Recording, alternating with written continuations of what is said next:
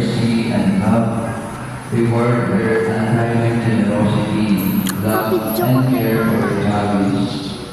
We ask for them the same blessings we desire for Mary, the mother of our Son Jesus, health of body, peace of soul, happiness of family, and bountiful praise. Give them the riches, joy of a mother's heart, that their children may grow in wisdom and grace before you and humanity. Also grant the desires of their hearts and good health, peace of mind, and generous heart. This we ask through Christ our Lord. Amen. Thanksgiving Mass for us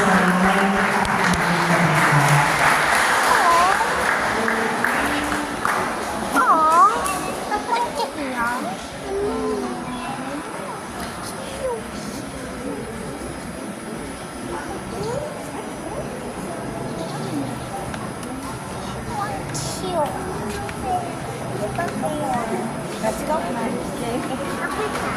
Tapos na. Mother's Day, Mama. Si Papa, si Mama, si Snow. And also, para din natin si Mama Mary and